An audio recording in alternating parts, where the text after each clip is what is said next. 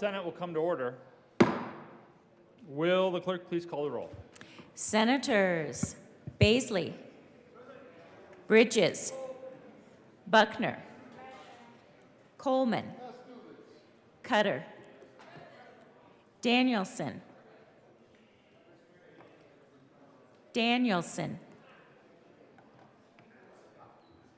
Excused.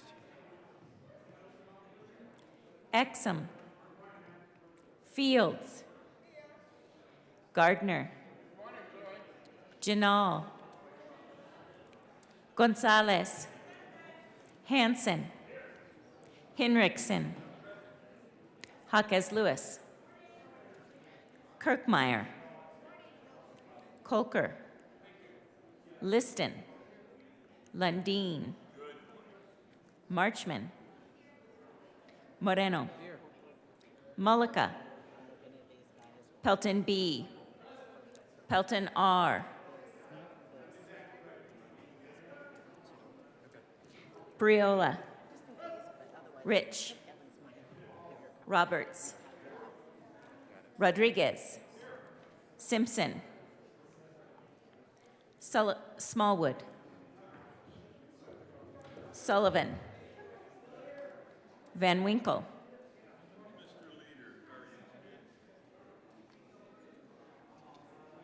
Van Winkle,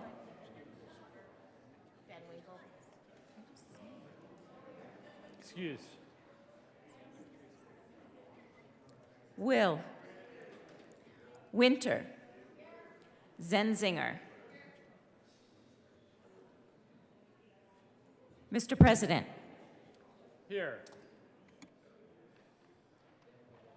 The morning roll call is 33 present, 0 absent, 2 excused. We have a quorum.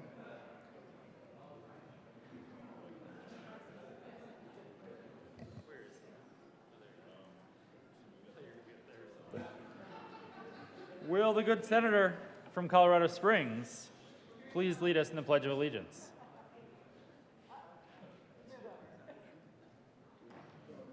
Thank you, Mr. President. Please join our Senate Secretary and our fine front desk staff in the pledge. I pledge allegiance to the flag of the United States of America and to the republic for which it stands, one nation, under God, indivisible, with liberty and justice for all. I'm going to do it from Colorado Springs Friday. Approval of the Journal, Senator Cutter. Thank you, Mr. President. I move that the Senate Journal of Monday, April 3rd, 2023 be approved as corrected by the Secretary. You have heard the motion. All those in favor say aye. Anyone? Opposed, no? The ayes have it. The motion is adopted. Senate Services. April 4th, 2023, correctly printed Senate Bills 262, 263, 264, and 265. Correctly engrossed Senate Bills 178 and 232. Correctly re-engrossed Senate Bills 20, 99, 157, 159, 160, 163, 180, 250, and 257. Correctly re-revised House Bill 1015, 1022, and 1062. Correctly enrolled Senate Bills 83, 146, and 190. Committee reports. April 3rd, 2023, Mr. President, the Committee on Education has had under consideration and has had a hearing on the following appointments and recommends that the appointments be placed on the consent calendar and confirm members of the Colorado Commission on Higher Education for a term expiring July 1st, 2023. Lisandro Gonzalez of Thornton, Colorado, to serve as a resident of the 8th Congressional District and an unaffiliated, occasioned by the resignation of Stephen Trujillo, appointed for a term expiring July 1st, 2026. Jennifer Walmer of Littleton, Colorado, to serve as a resident of the 6th Congressional District and a Democrat, appointed. April 3rd, 2023, the Committee on Education, after consideration on the merits, the committee recommends the following. Senate Bill 202 be amended as follows, and as so amended be referred to the Committee of the Whole. Favorable recommendation. Senate Bill 205 be amended as follows, and as so amended be referred to the Committee on Appropriations with favorable recommendation.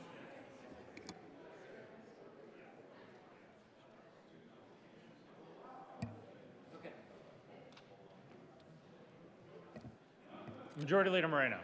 Thank you, Mr. President. I move the Senate proceed out of order for moments of personal privilege by the senators from Denver and Fort Collins. The motion is for the Senate to proceed out of order for moments of personal privilege. All those in favor say aye. Opposed, no? The ayes have it, and the Senate will proceed out of order. Senator Coleman. Thank you, Mr. President. I request a moment of personal privilege. Granted. Thank you, Mr. President.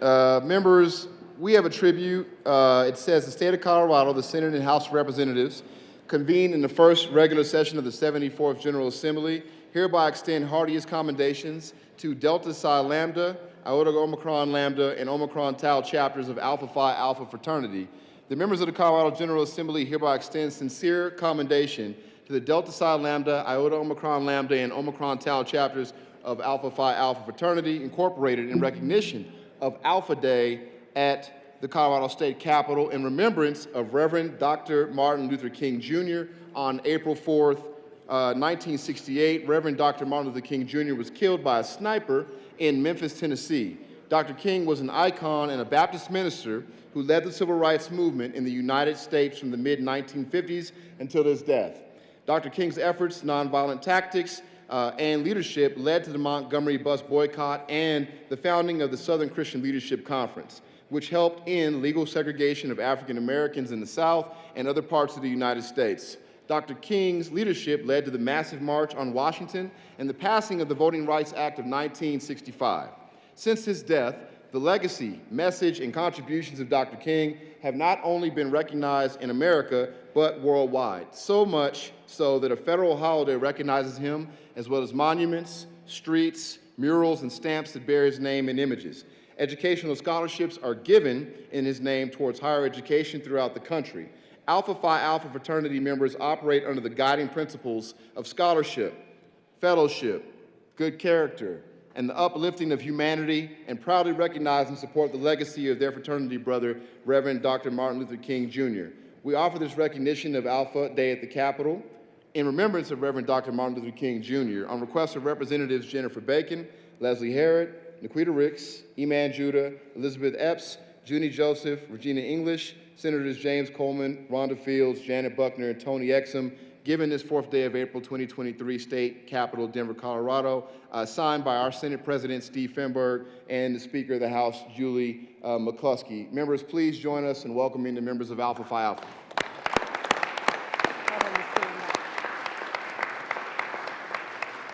Mr.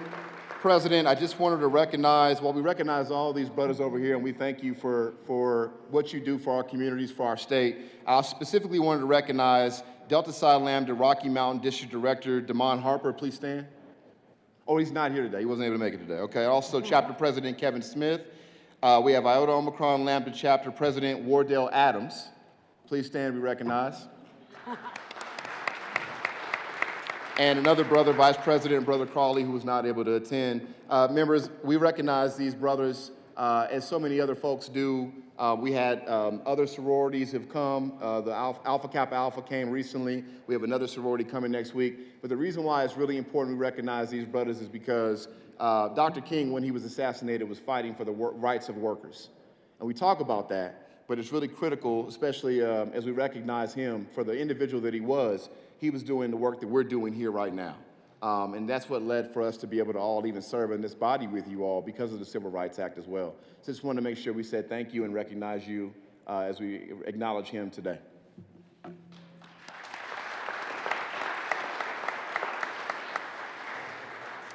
Senator Fields. Good morning, Mr. President and colleagues and guests. I would like to request a moment of personal privilege. Granted. Thank you, Mr. President. I'm just here, I'm excited to welcome the brothers of this fraternity for your outstanding leadership that you do throughout the city and our nation. I just want you to know that I've been quietly observing your work and appreciate all that you do in your community. Members, I'm not quite sure if you know this or not, but on April the 4th was the day that Martin Luther King was assassinated. And as my senator from Denver mentioned, about the struggle and the life of Martin Luther King. He didn't die for the dream. He really died for the labor and for the people that he supported and loved. So I just want to thank the brothers for being here. We appreciate all you do in our community, and be well and be safe. Thank you.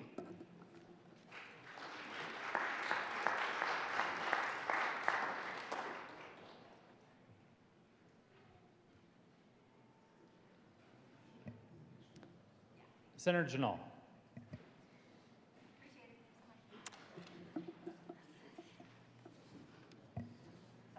Senator Janelle. Thank you, Mr. President. I ask for a moment of personal privilege. Granted. Members, we have some very important guests with us here today, sitting in the back over there on both sides. Today is, we are celebrating Appreciation Week for direct care workers. And all of them have this wonderful scarf on, and some of us as well here in the chamber. But they are extremely important. Direct care workers provide compassionate care that allows tens of thousands of older adults and Coloradans with disabilities to live with dignity and with independence at home and within their communities. Their work makes all other work possible, allowing others to go to their jobs, knowing their loved ones are safe and cared for. The legislature and the Polis administration have worked hard to raise the wage for this workforce to $15.75. Unfortunately, this hasn't been enough, and too many direct care workers cannot make ends meet, causing care workers to flee the industry at a time when demand continues to grow. Colorado is the second fastest aging state in the country, and at some point in our lives, we or someone we love will need long-term care. The workers who provide that care should be able to live with dignity. All of us in this chamber are grateful for the work of these direct care workers, not only as caregivers, but also as advocates. Direct care workers have been visiting the Capitol weekly this year to share their firsthand experiences as caregivers and to advocate for new policies addressing the longstanding issues that are causing Colorado's care crisis. I have a tribute to present to our direct care workforce, and I'm hoping that all of the direct care workers that are here today will stand. Please stand and be recognized for this tribute. Colorado's direct care workforce. In Colorado, more than 70,000 people receive long-term services and supports, and direct care workers provide care and assistance to support older adults and individuals with varying abilities, needs for safety and wellness, connection, independence, and a meaningful life. And Colorado has benefited from the personal commitments made by these exceptional workers, especially during the COVID-19 pandemic. And in 2022, Colorado made the single largest investment in direct care workers by establishing a base wage of $15 an hour for those taking care of individuals on Medicaid. And according to PHI, most of Colorado's direct care workers are women.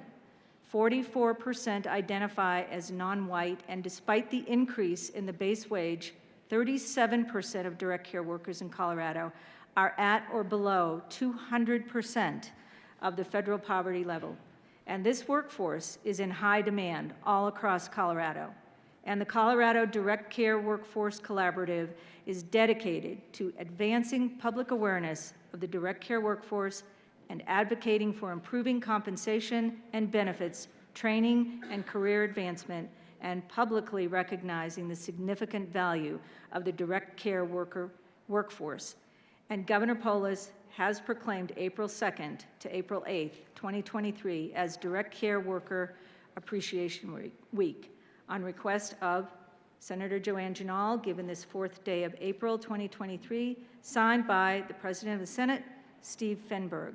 I hope you will join me, members, in welcoming our healthcare direct care workers, the essential caregivers that are in this room with us right now, and the many that are not, and some are in the gallery as well. There is a large workforce out there, and we need them.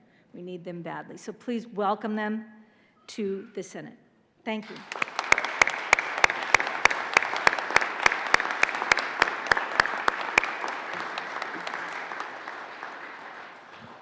Will the clerk please add Senator Danielson and Senator Van Winkle to the roll? Senator Danielson. Thank you, Ms. Cole. Thank you, Mr. President. I request a moment of personal privilege. Granted. Thank you, Mr. President. I just wanted to thank the direct care workers for being here in the building again today. It has been a good few months having you visit us to inform us about the work that you do and the barriers that you face. And, we are committed to addressing those issues and breaking down those barriers so that you can better serve the community that you do, and that you have the resources you need to continue to do that really important work. Better pay, better training, better conditions, better benefits, making sure that we're taking care of those who take care of our loved ones. And I also wanted to thank the good senator from Colorado Springs, because we are working together on a measure later this session to do some of that work together.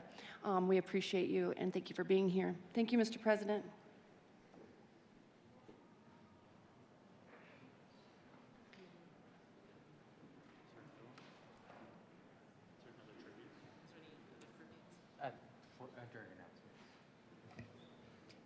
Committee reports. April 3rd, 2023, the Committee on Judiciary, after consideration on the merits, the committee recommends the following House Bill 1132 be amended as follows, and as so amended, be referred to the Committee on Appropriations with favorable recommendation. Senate Bill 193 be referred to the Committee of the Whole with favorable recommendation, with the recommendation be placed on the consent calendar. Senate Bill 203 be referred to the Committee of the Whole with favorable recommendation, with the recommendation that it be placed on the consent calendar. House Bill 1143 be referred to the Committee of the Whole with favorable recommendation. House Bill 1167 be referred to the Committee of the Whole with favorable recommendation.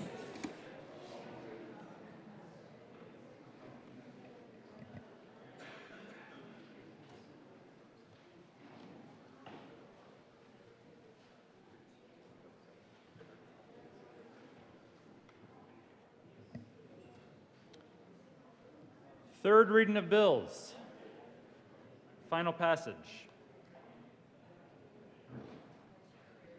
Will the clerk please read the title to Senate Bill 178? Senate Bill 178, Senators Hawkes, Lewis, and Will, Representatives McCormick and Lindsay, concerning removing barriers to waterwise landscaping in common interest communities. Senator Hawkes Lewis. Thank you, Mr. President. I move Senate Bill 178 on third reading and final passage and ask for your aye vote. Is there any discussion? Senator Will. Thank you, Mr. President. This is a good bill, and it's a good step forward in saving water in Colorado and the arid west, so ask for an aye vote. Is there any further discussion? Seeing none, the motion is the passage of Senate Bill 178. Are there any no votes? Senators Van Winkle, Baisley, Gardner, Minority Leader Lundin, Smallwood.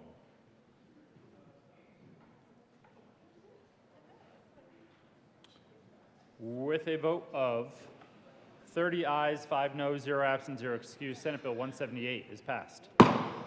Co-sponsors, Senators Roberts, Coleman, Exum, Hansen,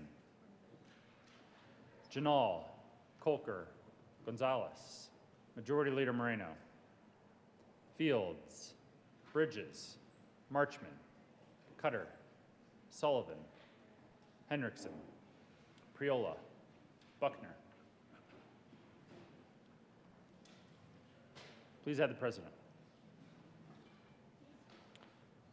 Will the clerk please read the title to Senate Bill 232? Senate Bill 232, Senators Senators Zenzinger and Kirkmeyer, Representatives Burton Sirota, concerning unemployment compensation and in connection therewith reducing employer premium rates, creating support surcharge rates, and adjusting the allocations of employer premiums and support surcharge payments to the Unemployment Compensation Fund, the Employment Support Fund, the Employment and Training Technology Fund, and the Benefit Recovery Fund to comply with federal law. Senator Kirkmeyer. Thank you, Mr. President. I move Senate Bill 232 on third and final reading and ask for an aye vote. Is there any discussion? Seeing none, the motion is the passage of Senate Bill 232. Are there any no votes? Senators Van Winkle, Baisley,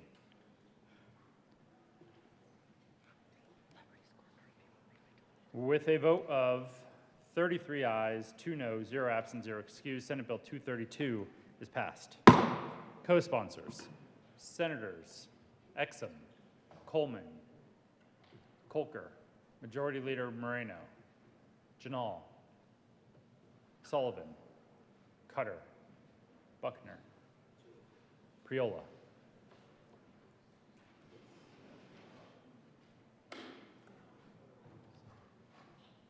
Jaquez Lewis. Gonzalez. Hanson.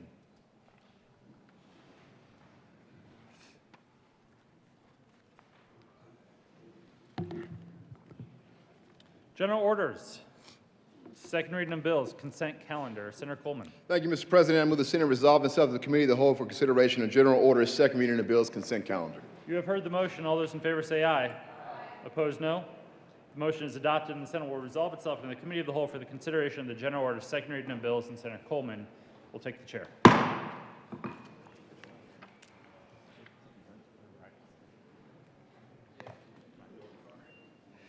The committee will come to order and the court rule is relaxed. Will the clerk please read the title of the bill on the general order, second reading of bills, consent calendar? Senate Bill 204, Senator Pelton B., Representative Pugliese, concerning the correction of a defective date reference to properly reflect the legislative intent that agricultural equipment that is used in any controlled environment agricultural facility may be exempt from the property taxation for only 5 years. Majority Leader Moreno. Thank you, Mr. Chair. I move for the passage of the one bill on the second reading consent calendar, Senate Bill 204. Is there any discussion on the bill on the consent calendar?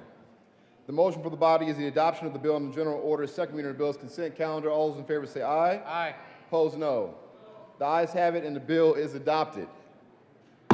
Majority Leader Moreno. Thank you, Mr. Chair. I move the committee rise and report. The motion is for the committee to rise and report. All those in favor say aye. Aye. Opposed, no.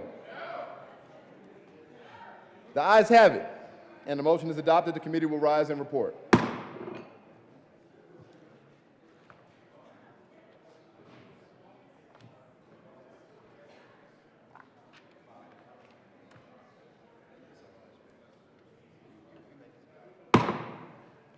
The Senate will come to order. Senator Coleman. Thank you, Mr. President. The committee has had a bill under consideration. Will the clerk please read the report? Mr. President, your Committee of the Whole begs leave to report it has had under consideration the following attached bills, being the second reading thereof, and makes the following recommendations thereon. Senate Bill 204 passed on second reading and ordered, engrossed, and placed on the calendar for third reading and final passage. Senator Coleman. Thank you, Mr. President. I move the report. The motion is the adoption of the Committee of the Whole report. Are there any no votes? With a vote of 35 ayes, 0 noes, 0 absent, 0 excused, the Committee of the Whole report is adopted.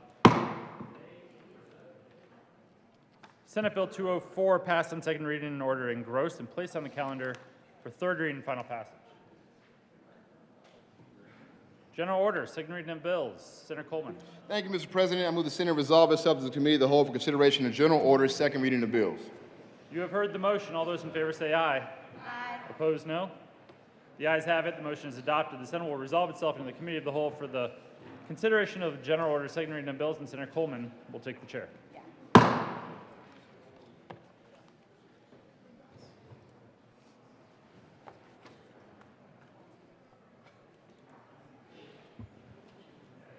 The committee will come to order, and the court rule is still relaxed for everybody. Would the clerk please read the title to House Bill 1025? House Bill 1025, Representatives Taggart, Michelson, Janaea, Senator Rich, concerning extension of charter school applications. Senator Rich. Thank you, Mr. Chair. I move House Bill 231025. There is no committee report. To the bill, Senator Rich. Thank you, Mr. Chair. This bill is about extending the charter school application from 12 months to 18 months. Under current statute, the Charter Schools Act sets a window between August 1st and October 1st, during which school districts must accept charter school applications.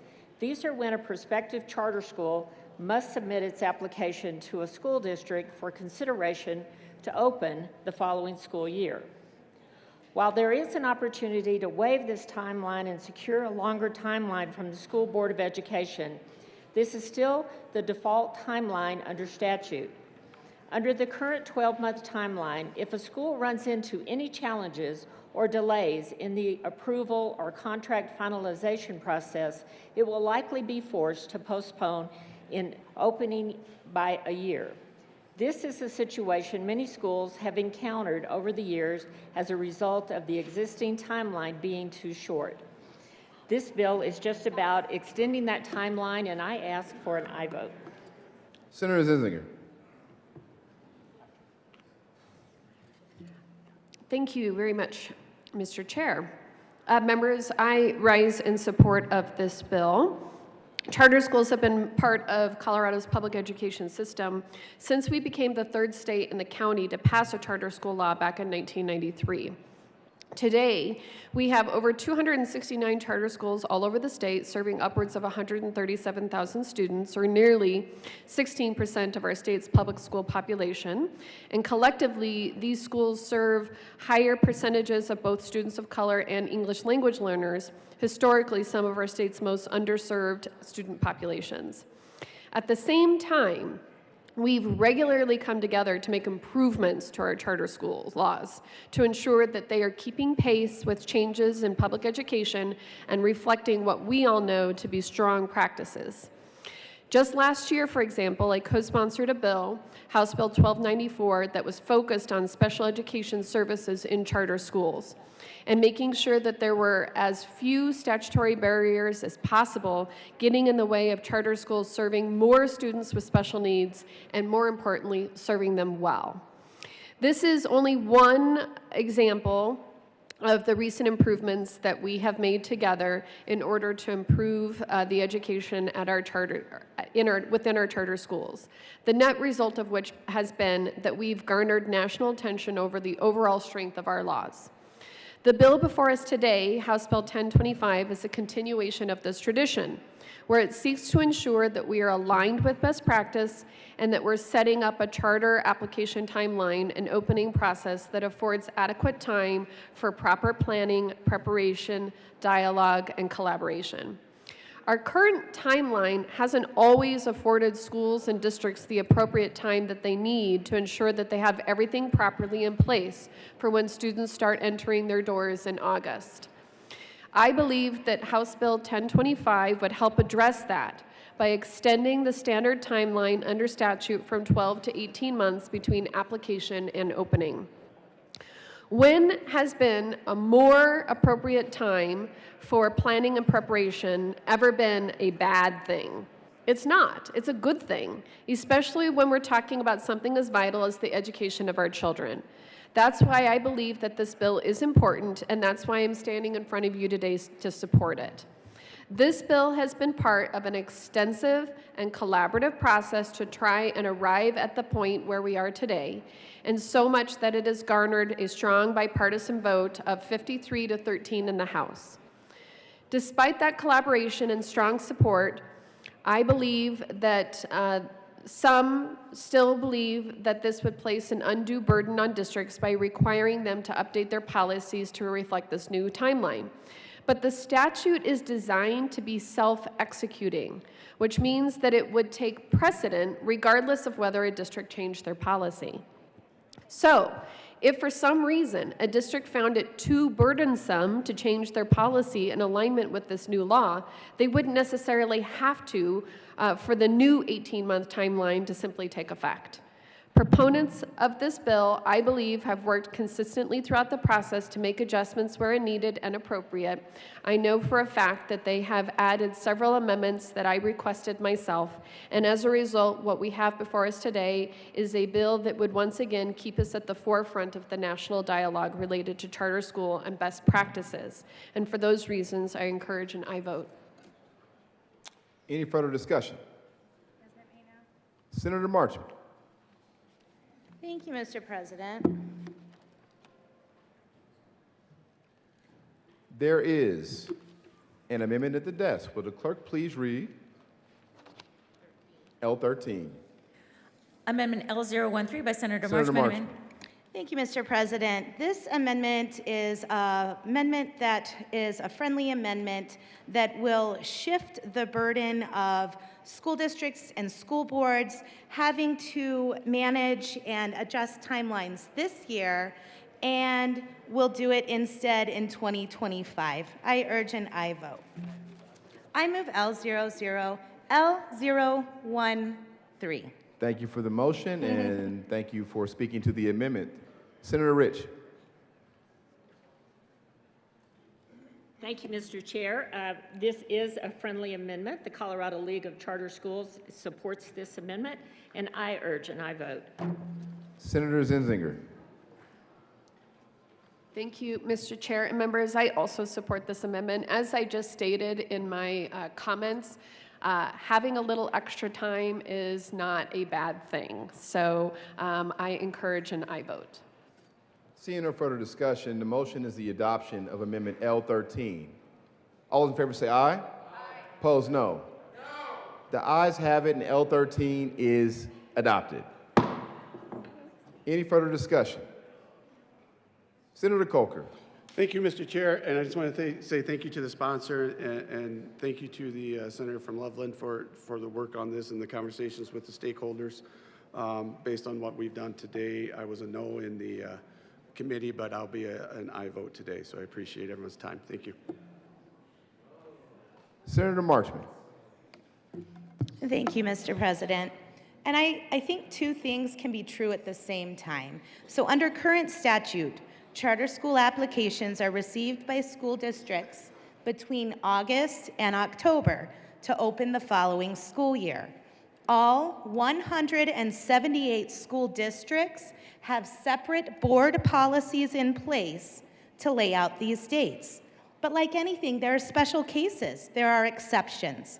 Sometimes there are application issues or construction delays for new charter schools, and it's harder to open on time the following school year. In those cases, as we heard in both House and Senate testimony, charter schools delay and open the following year under the current statute. Sometimes school districts want to shift timelines to this extended timeline. Under current statute, school districts can appeal to the state board to move to the extended timeline, as several have done, including Jeffco, DPS, Aurora Public Schools, etc.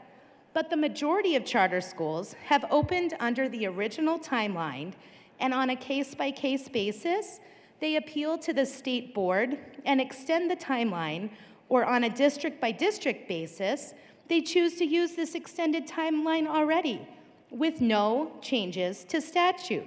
There's a workable process in place to open charter schools next year or the year later. Year zero is important. It's a year to prepare for students.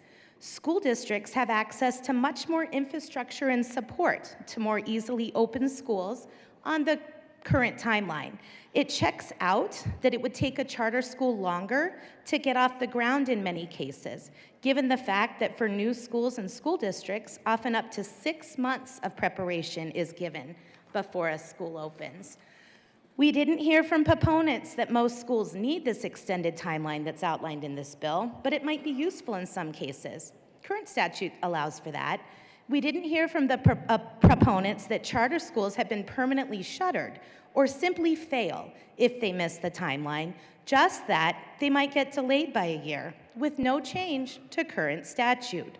What this bill does is mandate that all charter school applications across the state are received between this timeline, February and April, for schools opening the following school year, incorporating a 12-month year zero in all cases, except when the extended timeline is waived and approved by the state board. And I just want to be clear, I am great with opening better charter schools on this extended timeline when charter applicants or districts want and need it. And I trust them to decide what's best for their communities and specific charter schools. But what I struggle with is the way that this policy was written as a mandate on all districts, requiring board action in most school districts, 173 of them, when we've heard making no change to statute allows charter schools and districts the leeway to determine what's best, and the fact that not all charter schools need or want an extended timeline. Another way to go that I argue is cleaner and less bureaucratic is to enshrine the best practice in law and point to it for districts and charter applicants who want to use it. Show them what's tried and true, what works well when needed, so they don't have to reinvent the wheel, but don't make it mandatory. So we weren't able to get to that compromise, but I do applaud the sponsor of this bill because we were able to agree to delay this legislation, to give our school boards time to review the new guideline and set up what needs to be in place so that they can properly review charter school applications. It is for the acceptance of that delay that I rise in support of 1025. Thank you. Seeing no further discussion, Mr. Minority Leader. Thank you very much, Mr. Chair. I rise in support of 1025. As you know, Mr. Chair, I served on the State Board of Education before I came to the House and before I came to the Senate. I was fortunate to serve and grow under the leadership of the then chair of the State Board of Education, Bob Schaefer, who is a former member of this body and happens to be in the House, and we'll talk more about that later. We're talking about charter school authorization and timeframes for the best of those charter schools to emerge. We happen to have the good fortune of having two of those best-in-class charter schools actually represented on the Senate floor today as we're discussing this. Liberty Common Charter Schools and Loveland Classical Schools.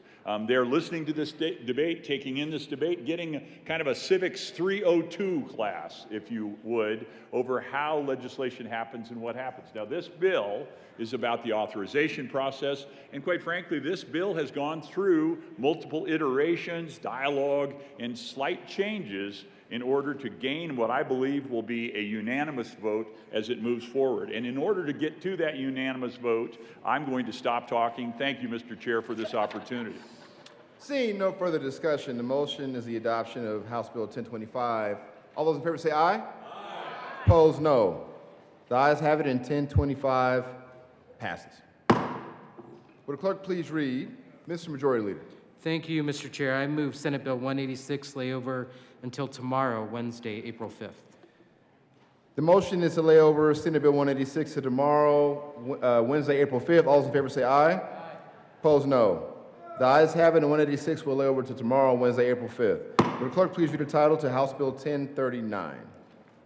House Bill 1039, Representative Byrd, Senators Rodriguez and Winter, concerning a requirement that electric load-serving entities periodically report about the adequacy of their electric resources and in connection therewith making an appropriation. Senator Winter. Thank you, Mr. Chair. Just forget. That's right. Thank you, Mr. Chair. I move for the passage of 1039 on second reading. This is a bill that ensures that all of our utilities across the state are showing resource adequacy and reliability. Senator Gardner. Thank you, Mr. Chair Pro Tem. I appreciate that. Members, I voted no on this bill in appropriations, and I urge a no vote again today. And let me tell you why. You have to be really careful about bills. I think everybody knows that.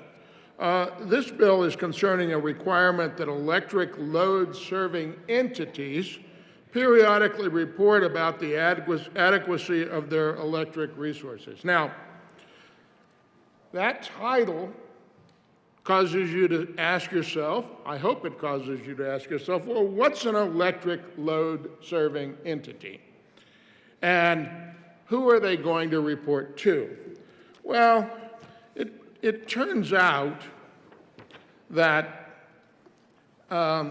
just by way of background, there are a couple of different utilities here in Colorado. There are utilities that are regulated by the Public Utilities Commission.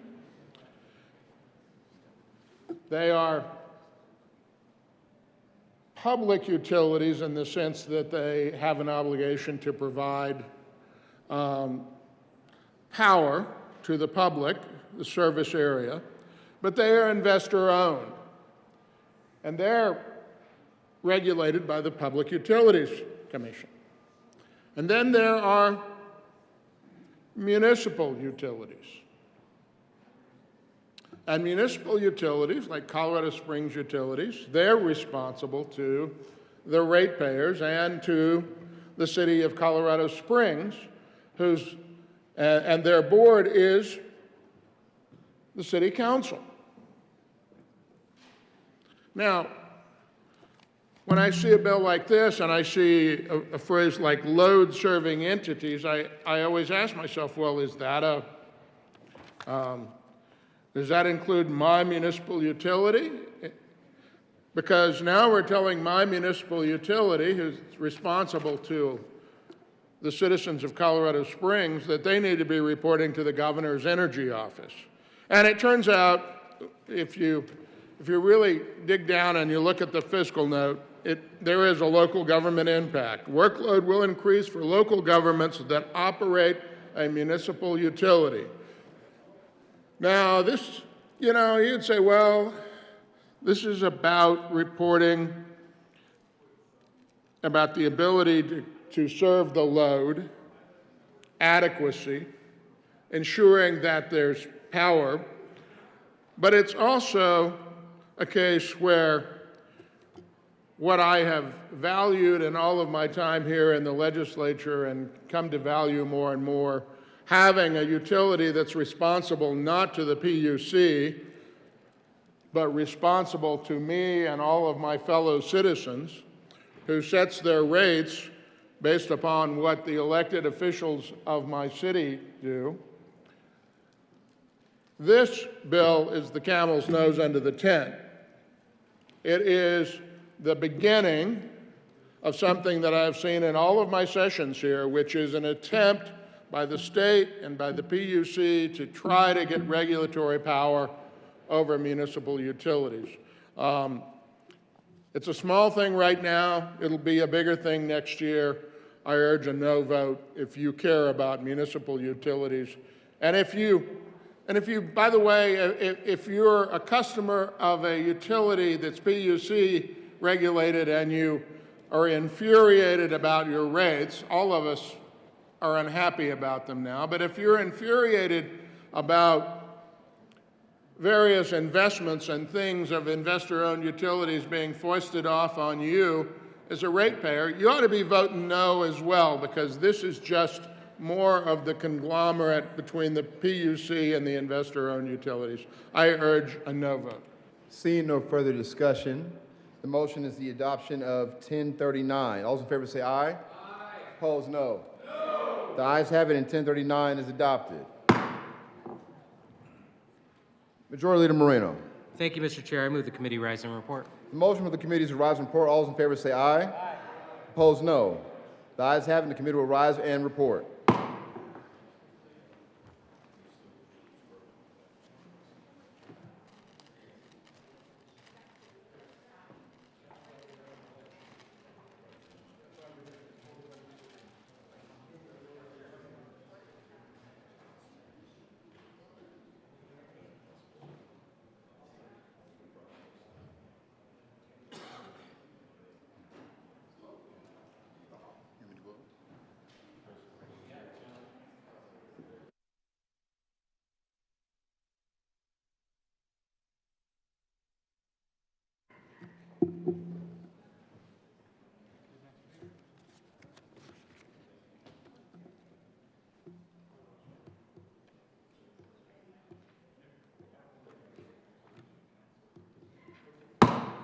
The Senate will come to order. Senator Coleman. Thank you, Mr. President. The committee has met and had a number of bills under consideration. Will the clerk please read the report? Mr. President, your committee of the whole begs leave to report it has had under consideration the following attached bills, being the second reading thereof, and makes the following recommendations thereon. House Bill 1025 is amended. House Bill 1039 passed on second reading and ordered, revised, and placed on the calendar for third reading and final passage. Senate Bill 186 laid over until April 5th, 2023, and retaining its place on the calendar. Senator Coleman. Thank you, Mr. President. I move for the adoption of the report. The motion is the adoption of the committee of the whole report. Are there any no votes? With a vote of 35 ayes, 0 noes, 0 absent, 0 excused, committee of the whole report is adopted. House Bill 1025 is amended. House Bill 1039 passed on second reading and ordered, revised, and placed on the calendar for third reading and final passage. Senate Bill 186 laid over until April 5th and retaining its place on the calendar.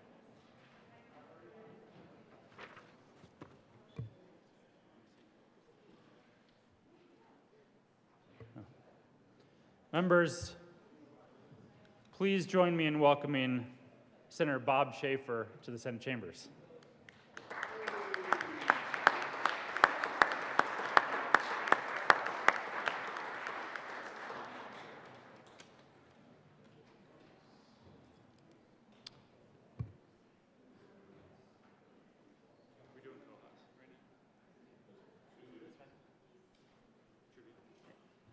Majority Leader Moreno. Thank you, Mr. President. I move that the Senate proceed out of order for a moment of personal privilege by the senator from Monument. The motion is for the Senate to proceed out of order for a moment of personal privilege. All those in favor say aye. Aye. Opposed, no. The ayes have it, and the Senate will proceed out of order. Mr. Minority Leader. Thank you, Mr. President. I would like to continue on where you were speaking just a moment before, Mr. President, and acknowledge that a former member of this body, Bob Schaefer, is with us now. Please rise if you would. Former Senator, Senator Always Schaefer. Bob Schaefer served in this chamber for 9 years between 1987 and 1996. He went on to step down to serve in the U.S. Congress from there from 1997 through 2003, and he was co-chair of the Congressional Ukrainian Caucus. He was then on the State Board of Education here in Colorado, serving the students and the people of Colorado from 2006 to 2013. And as I mentioned earlier, I had the good fortune to serve 4 years with him on the State Board of Education there. But he has ascended now to his highest role, and that is as of headmaster of Liberty Common High School. And the Liberty Common School system, which serves many, many charter school students. And I would, as I am going to, did I ask for a moment of personal privilege? I was going to let us. I just took over the Senate without any authority to do so. Mr. President, may I have a moment of personal privilege retroactively? Denied. I take all those words back. You'll get to hear them again if he approves my moment of personal privilege. Granted. Thank you, Mr. President. I will continue with my moment of personal privilege. I would ask and encourage the students who are with Congressman Senator Schaefer to stand from Liberty Common Schools. And then I would also like to have the students and leadership of the Loveland Classical Schools, who are also with us, stand here today. As I mentioned, I served on the State Board of Education. When I first stepped onto the State Board of Education in 2011, about 6%, no, it was about 8%, excuse me, of the students in Colorado, public school students, were served by charter schools. Today, about 16% of the students served in public education are served in charter schools across the state of Colorado. That's an enormous growth, doubled in the last number of years. And in part, it's due to the able advocacy of folks like Bob Schaefer, who have helped us move forward. But more importantly, it's in part due to the parents who've stepped on to all of the school boards of those charter schools to be engaged more directly in their child's education. And quite frankly, the leadership and the folks who serve in charter schools as well. The students and leadership here had the opportunity to listen to our debate around 1025, which is a charter school relevant bill that has to do with authorization. And it passed what appeared to be unanimously. We'll know on third readings if in fact it was unanimously, but the support for charter schools is important. So I offer to you, colleagues, a tribute, and I'll read that tribute to you here at length. And it's only 14 pages long. Please settle in. On this day, the members of the Colorado Senate are pleased and proud to honor the students representing the Charter Advocacy Coalition. The Charter Advocacy Coalition and their students epitomize the legislative intent of Colorado's Charter School Act. These students attend public charter schools chosen by their parents as the public schools best equipped to teach their children the knowledge and the skills of learning necessary to educate a proud and productive citizen. The critical mission of the Charter Advocacy Coalition enables Colorado's public education landscape to continue being one of the Republic's most robust school choice states. This is signed by our president, Steve Finberg. I thank you for that, Mr. President. I thank you for the moment of personal privilege, and I thank the leadership and members of the Loveland Classical Schools and Liberty Commons High School for being with us today. Thank you all for giving Colorado the opportunity for a better tomorrow. Thank you, Mr. President.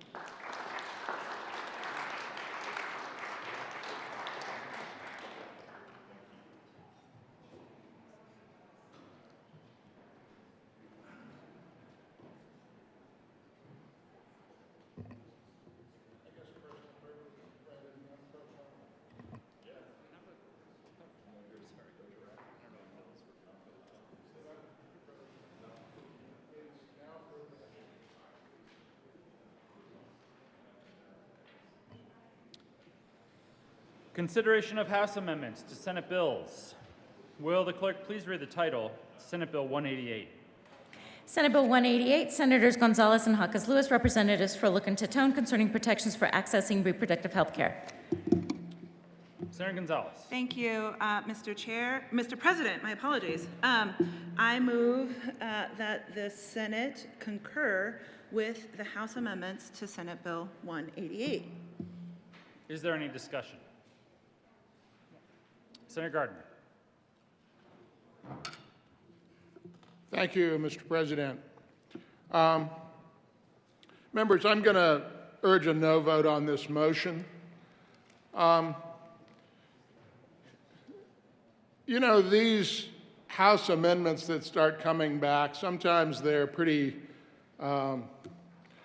straightforward. Sometimes the House just seems to think that they ought to use the word happy when we said glad.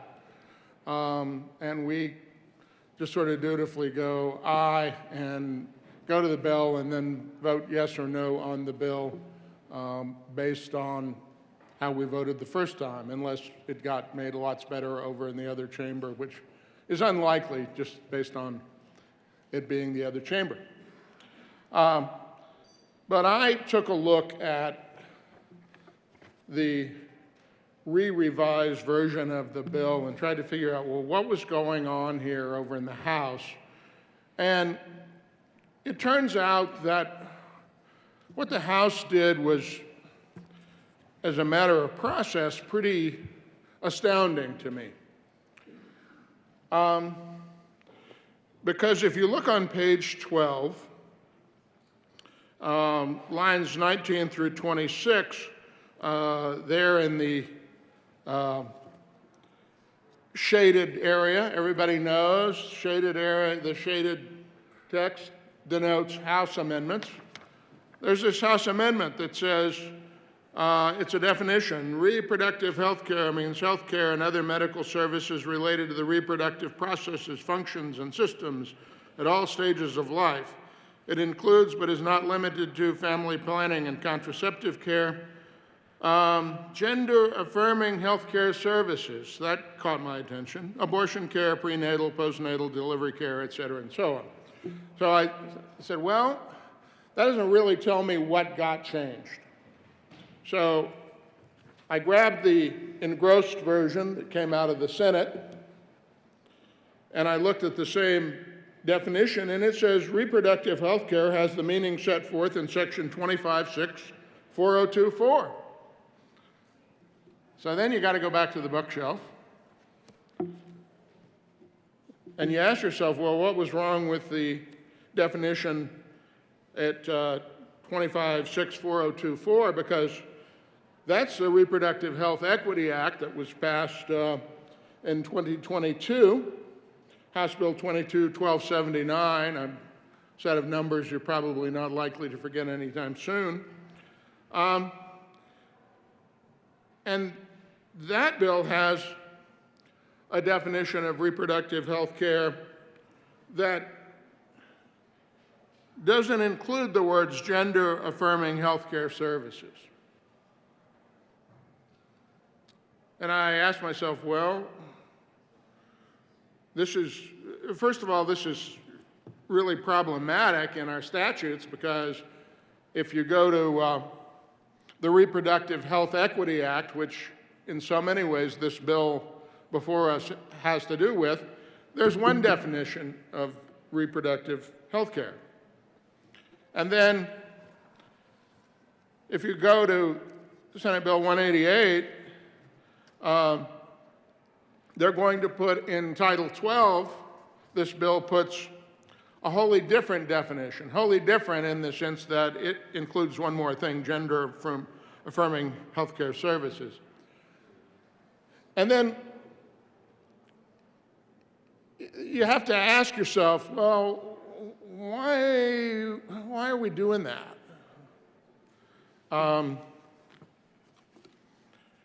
The bill is about accessing reproductive health care, and the Reproductive Health Equity Act was about reproductive health care. It was about reproductive health equity.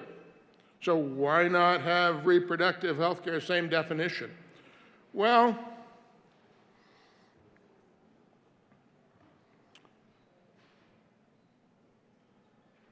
turns out that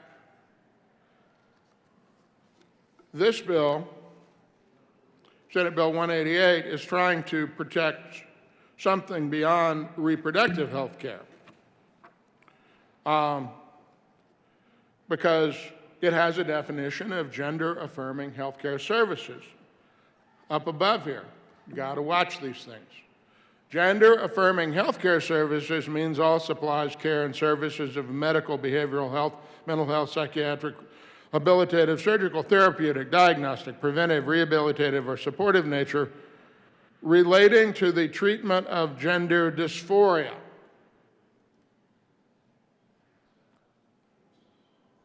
Well, that's the problem.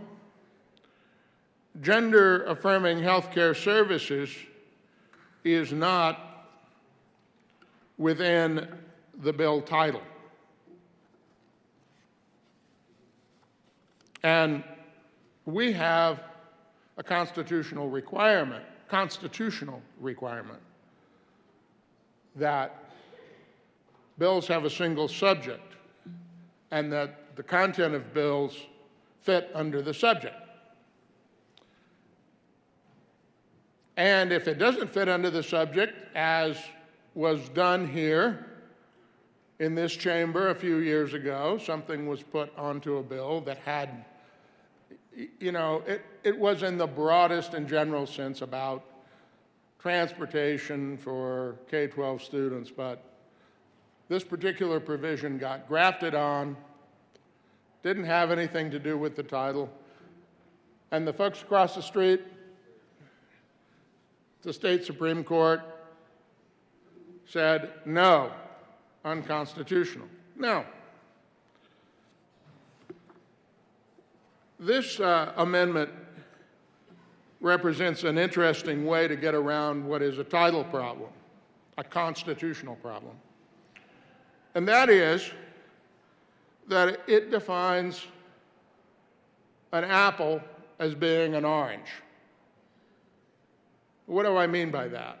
I think those of you who, which may be none of you, but those of you who pay attention to some of my discussions here in the well about definitions have heard me say, well, you can call an apple an orange,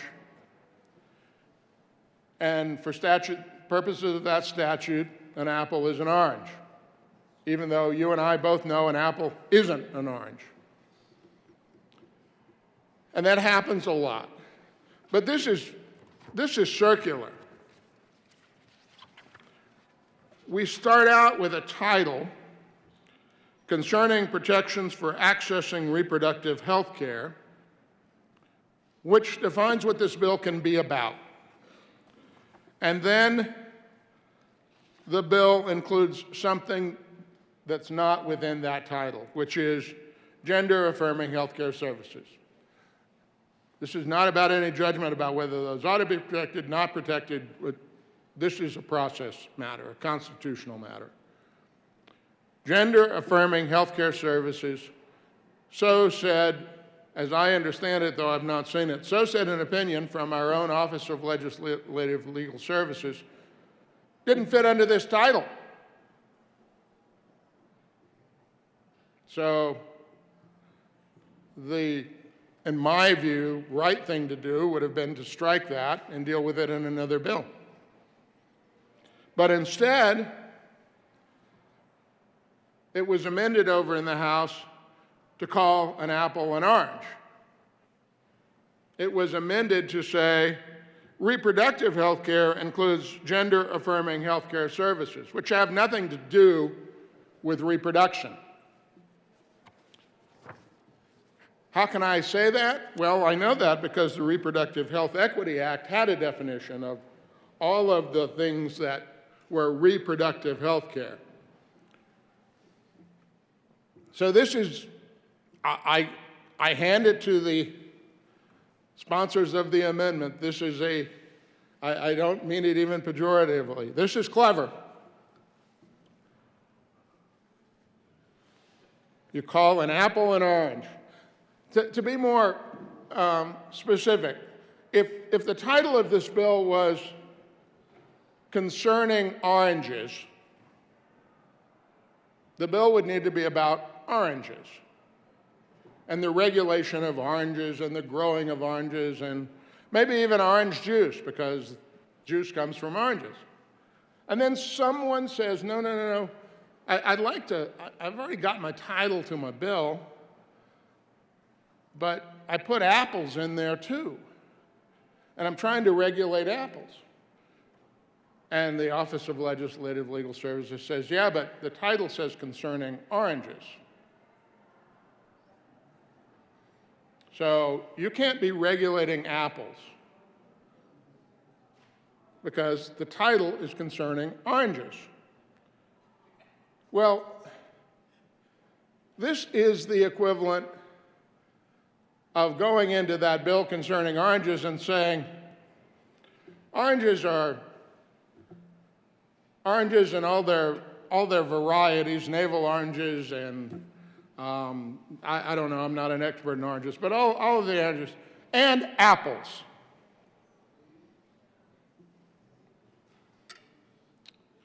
Now, I have often said you can define an apple as an orange in a bill, but this takes that concept to the point of the title will mean nothing. This is a terrible precedent in this body, constitutionally.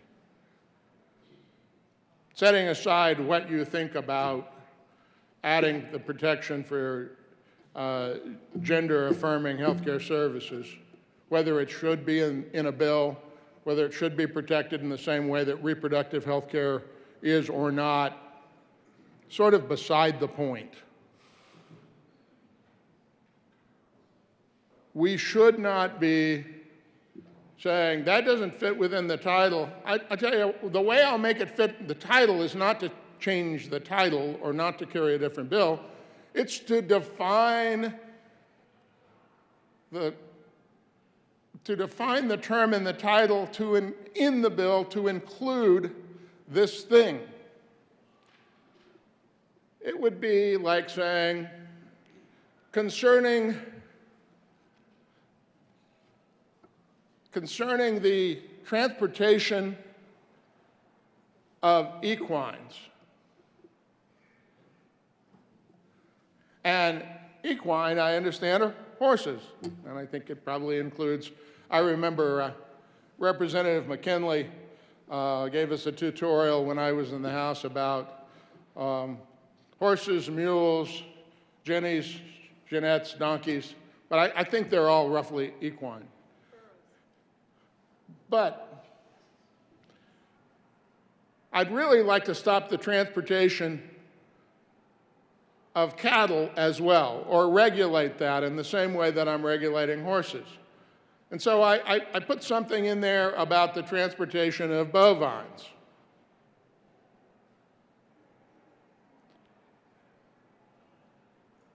But the title of the bill is concerning equine. And Legal Services, or one of my colleagues, says, well, wait a minute, Bob. You're trying to regulate transportation of cattle.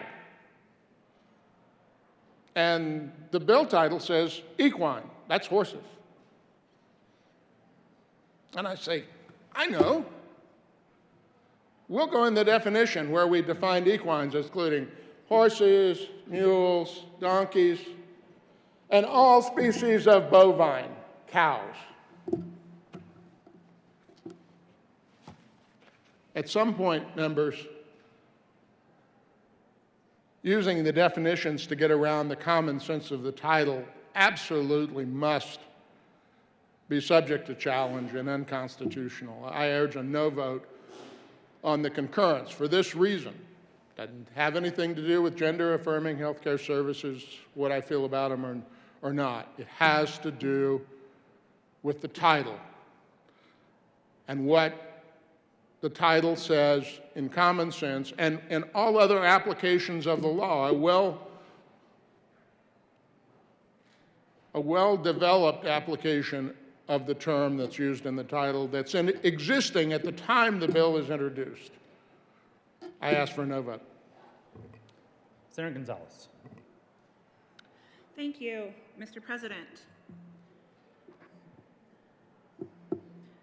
To use the good senator from Colorado Springs analogy, it's actually quite simple because reproductive care is fruit.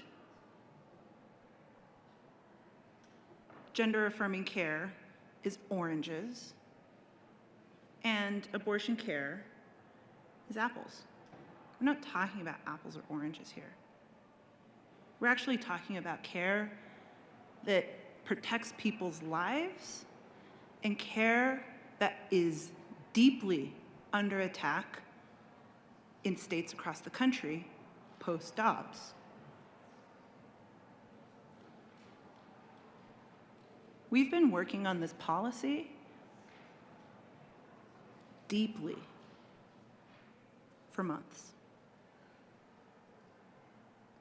And I want to thank our bill our bill drafters.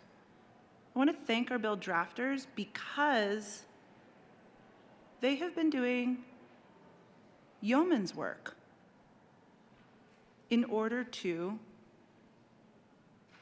advance our intent within this policy.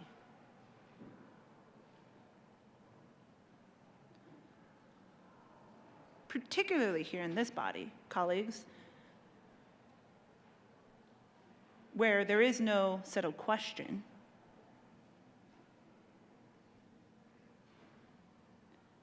Bills go through amendments. That's part of the process. It's what we do. It is how we accomplish our work. Through the iterative process of committee, floor, committee, floor, and now here, we're in this body, we are considering the amendments made. It is our intent as the sponsors of this policy to request that you all consider that we concur with the amendments adopted in the House. But until a bill is signed by the governor and becomes law, it is just a bill. And amendments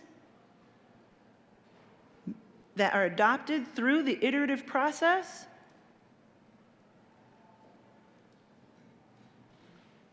are just part of our work. Amendment L29 reflects our intent as the sponsors that reproductive care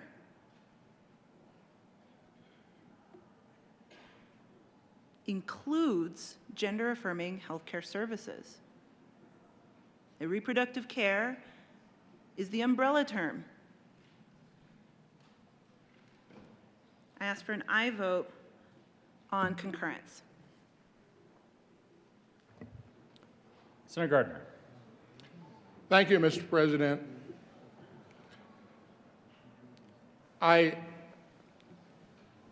appreciate the remarks by the senator from Denver, the good senator from Denver. But my concern that I've raised here doesn't have anything to do with, as I said multiple times, my feelings about gender-affirming healthcare services. Apples and oranges and bananas are all fruit. And gender-affirming healthcare is healthcare, and reproductive healthcare is healthcare. But an apple is not an orange. A banana is not an orange. A cow is not a horse, but they're animals. I won't go into whether they're food or not, because That's a bit of a controversial matter. They're four-legged animals with different hoofs, by the way. And who of us has not pulled a title, gotten that title? If you've been here very long, somebody's come to you and said, how about we do this? And maybe you don't immediately realize it, or maybe you do. Somebody says, that's not within the plain words of the title. And you say, well, you say a lot of things when that happens. You can narrow a title, you can't broaden a title. And I've had one instance, as the good senator from Centennial and I know, we've had one instance this year where we just, our intent was to do things about behavioral health, but the bill just wasn't going to accommodate what our stakeholders had sort of subsequently realized they wanted to do. So what did we do? We let that bill go and brought another one with a different title, a broader title. Why did we do that? I debated debated too strong a word. We had a discussion, the good senator from Centennial and I, about, well, what if we just went ahead and did that? And my lawyer mind went back to the case across the street and what that was about, and I thought, would it get challenged? And my colleague said,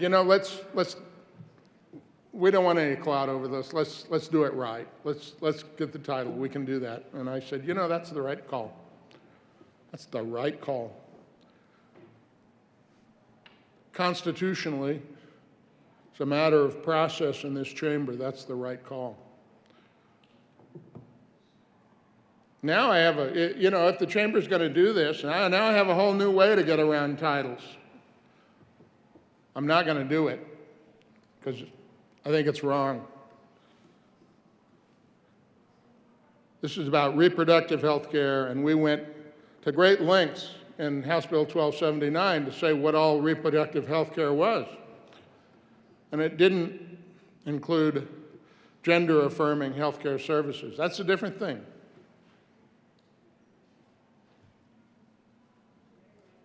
An apple's not an orange, not a banana. A horse is not a cow. They all have something in common, but if you put in the title something more specific than that, if you want a title that says concerning health care, you could have put everything in there. I don't advise having a bill title that says concerning health care, by the way, or concerning criminal procedure or anything else, because you can drive a truck through that. We choose relatively narrow titles for a reason. Members, again, not because of whether gender-affirming healthcare services are, and the protection of them are good policy or bad, but for the protection and integrity of our title rule and our observance of the Constitution, I urge a no vote. Senator Zenzinger. Thank you, Mr. President. Members, I have some guidelines for the treatment of gender dysphoria that came from United Healthcare, which is the insurance plan that my family is under. And under the United Healthcare Community Plan for the treatment of dysphoria, there are restrictions based on which state you live in. So, for example, what is available in Indiana and Louisiana is different than what is currently available in Colorado. So what are those things that are different? Well, after a series of criteria that must be met in order for certain procedures to be covered for insurance, this is what would be covered as a proven benefit. a bilateral mastectomy or breast reduction, a removal of the uterus, and a lot of these words are very embarrassing for me to say because they are anatomical, but I will continue on in order to make my point here. Some of these are the removal of testicles. There are the creation of a vagina. There is a removal of all sorts of different reproductive anatomy. It is not around things that are not covered under gender dysphoria, for example, would be things like brow lifts. Those aren't reproductive. Things like calf implants. Those are not covered by insurance because they are not considered to be reproductive. Lip augmentation is not considered covered by insurance. The things that are covered by insurance are those things that are related to reproductive health of gender dysphoria. So I just wanted to point that out in black and white. However, some of these things, a hysterectomy, a removal of the uterus, for example, some of these things are not covered in other states because they do not have this law. And so for those reasons, I feel that it's imperative that we pass this today. The motion, Minority Leader Lundin. Thank you very much, Mr. President.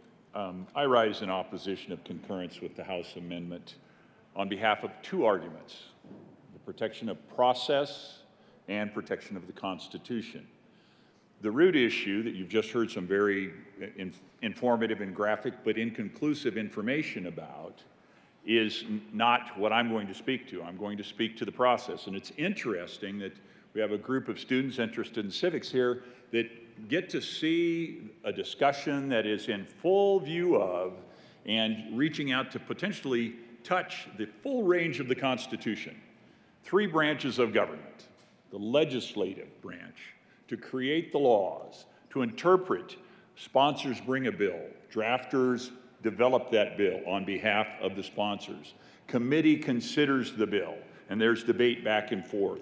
House takes action, first chamber. Senate takes action, second chamber. And there's a full discussion.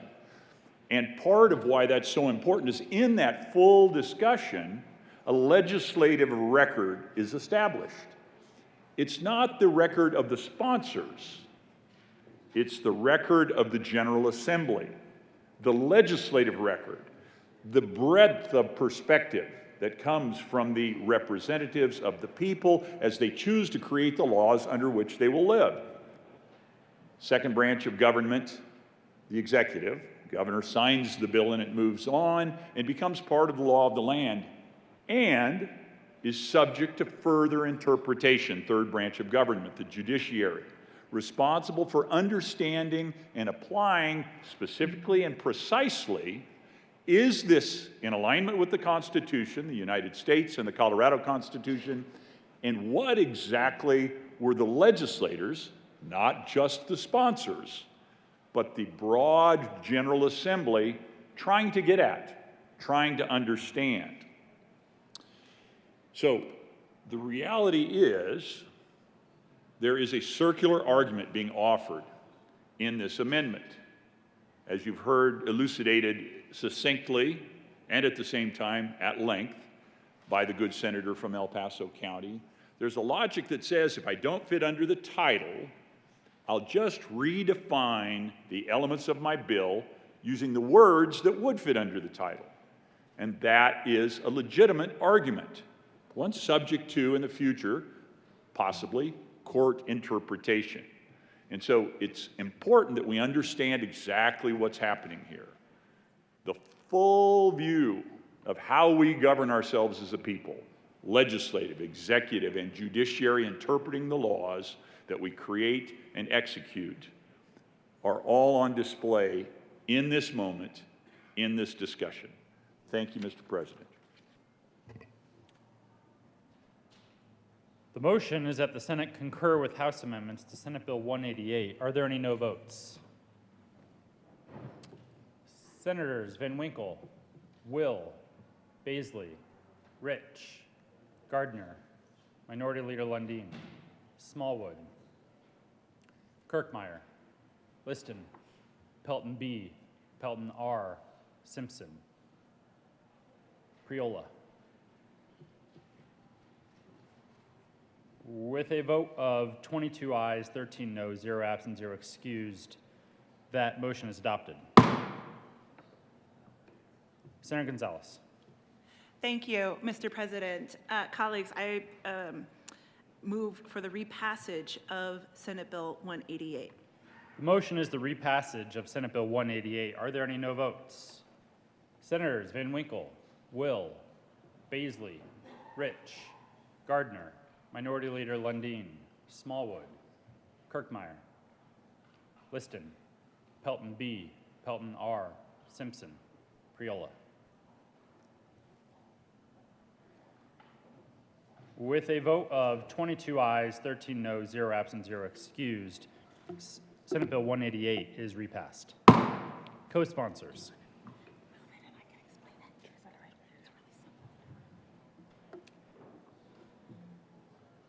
Will the clerk please read the title to Senate Bill 189? Senate Bill 189, Senators Moreno and Cutter, Representatives Michelson, Janae, and Garcia, concerning increasing access to reproductive health care services and in connection therewith making an appropriation. Majority Leader Moreno. Thank you, Mr. President. I move that the Senate concur with House amendments to Senate Bill 189. Is there any discussion? Senator Cutter. Thank you, Mr. President. These amendments are largely just technical amendments, clarifying that the DOI has the ability to create rules to implement and creates effective dates for the plans. Carriers were all very supportive of them, and we ask for your aye vote. The motion is that the Senate concur with House amendments to Senate Bill 189. Are there any no votes? With a vote of 35 ayes, 0 noes, 0 absent, 0 excused, that motion is adopted. Majority Leader Moreno. Thank you, Mr. President. I move for the repassage of Senate Bill 189 as amended. The motion is for the repassage of Senate Bill 189. Are there any no votes? Senators Van Winkle, Will, Baisley, Rich, Gardner, Minority Leader Lundin, Smallwood, Kirkmeyer, Liston, Pelton B, Pelton R, Simpson, Priola. With a vote of 22 ayes, 13 noes, 0 absent, 0 excused, Senate Bill 189 is repassed. Co-sponsors.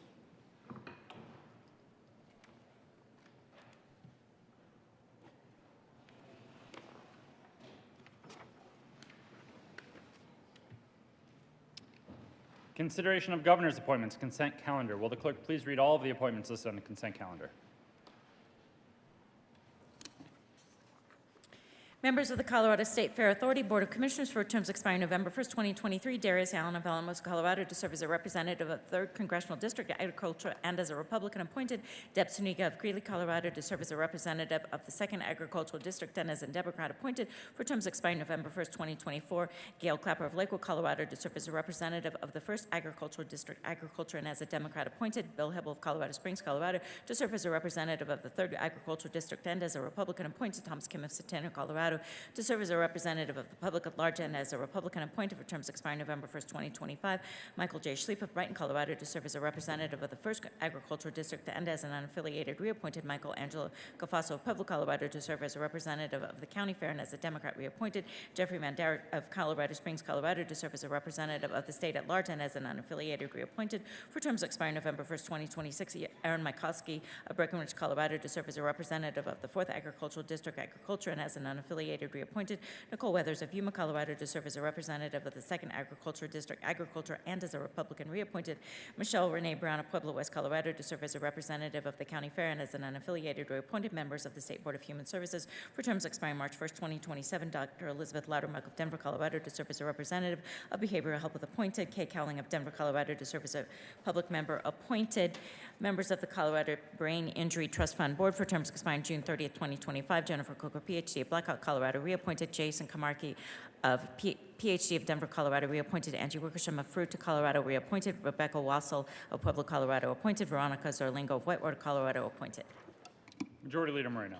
Thank you, Mr. President. I move for the confirmation of all the appointments listed on the consent calendar, which includes the members of the Colorado State Fair Authority Board of Commissioners, the members of the State Board of Human Services, and the Colorado Brain Injury Trust Fund Board. Is there any discussion? The motion is the confirmation of all of the appointments on the consent calendar. Are there any no votes on the consent calendar?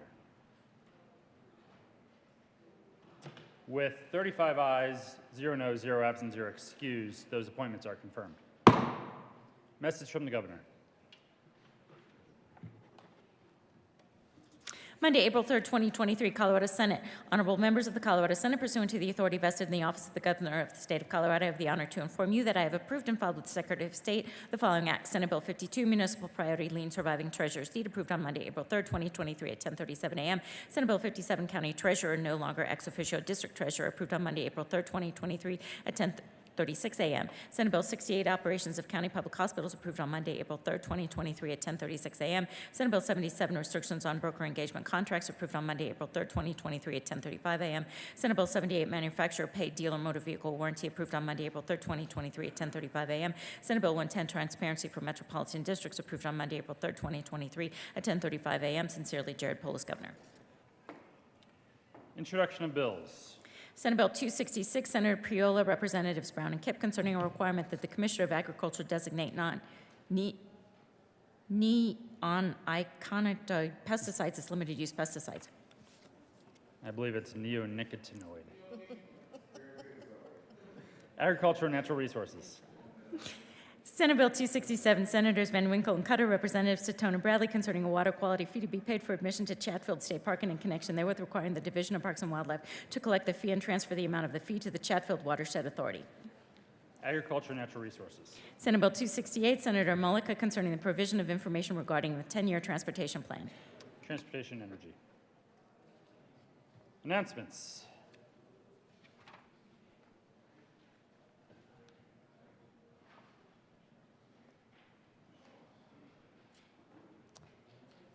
Mr. Majority Leader.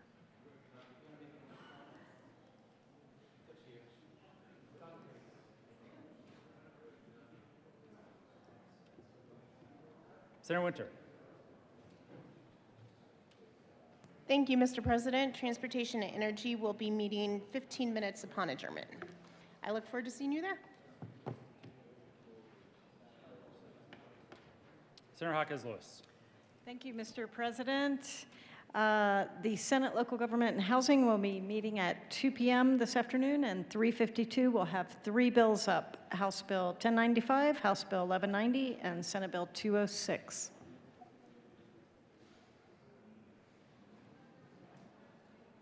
Mr. Majority Leader. Thank you, Mr. President. Seeing no further announcements, I do have one. Colleagues, as I'm sure you already know, the Senate will be closed this Friday, April 7th, for Good Friday. So hope you enjoy your extended weekend, holiday weekend. With that, Mr. President, I move that the Senate adjourn until tomorrow, Wednesday, April 5th at 9 a.m. You have heard the motion. All those in favor say aye. Aye. Opposed, no. The ayes have it, and the Senate will adjourn until 9 a.m. Wednesday, April 5th.